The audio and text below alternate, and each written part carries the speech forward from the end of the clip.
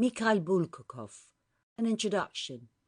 Mikhail Bulgakov was born on 15th of May 1891 in Kiev, in the Kiev Governorate of the Russian Empire, into a Russian family. He was one of 7 children. In 1901, Bulgakov attended the First Kiev Gymnasium and developed a keen interest in Russian and European literature, theatre and opera. After the death of his father in 1907, his mother assumed responsibility for his education. After graduating, Bulgakov entered the medical faculty of Kiev University and then took up a post as physician at the Kiev Military Hospital. At the outbreak of the First World War, he volunteered as a doctor and was sent directly to the front, where he was badly injured at least twice. To suppress chronic pain, especially in the abdomen, he injected morphine. It took years to wean himself off. He now took up medical posts in various towns, and in 1919 he was mobilised by the Ukrainian People's Army and assigned to the Northern Caucasus. There he became seriously ill with typhus and barely survived. After this illness, Bulgakov abandoned medicine to pursue writing. He moved to Vladikavkaz and had 2 plays staged there with great success. He wrote too for various newspapers and other outlets, but his critics were many and growing. When a Moscow theatre director severely criticised Bulgakov, Stalin personally protected him, saying that a writer of Bulgakov's quality was above party words like left and right. Indeed, it is said that Stalin watched the days of the Turbins at least 15 times. It was not to last, and by March 1929, Bulgakov's career was ruined when government censorship stopped publication of any of his works and plays. In despair, Bulgakov wrote a personal letter to Stalin. He requested permission to emigrate.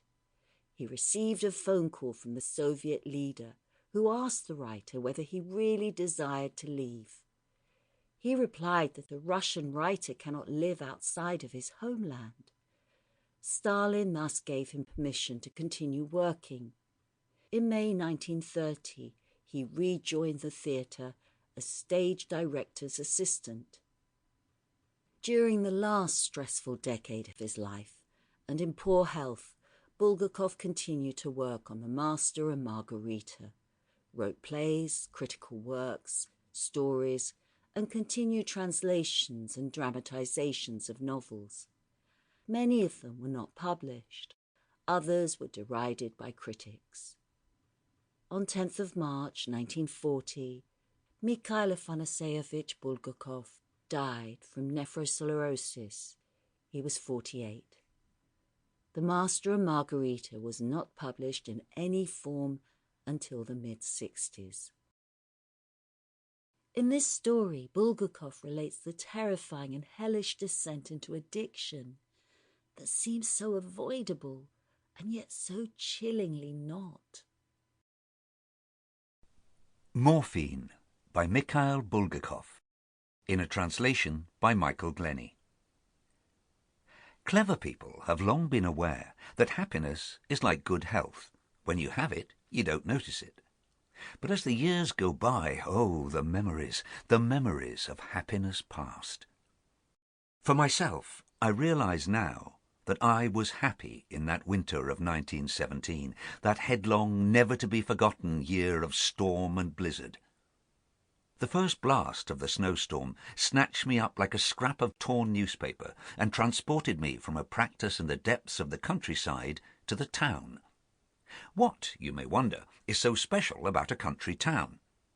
If, like me, you have ever spent the winters snowbound and the summers deep in a landscape of sparse, monotonous woodland without a single day off in more than a year, if you have ever torn the wrapper off last week's newspaper with your heart beating as though you were a lover joyfully ripping open a pale blue envelope, if you have ever driven 12 miles in a tandem harness sleigh to a woman in labour, then you may realize what the town meant to me.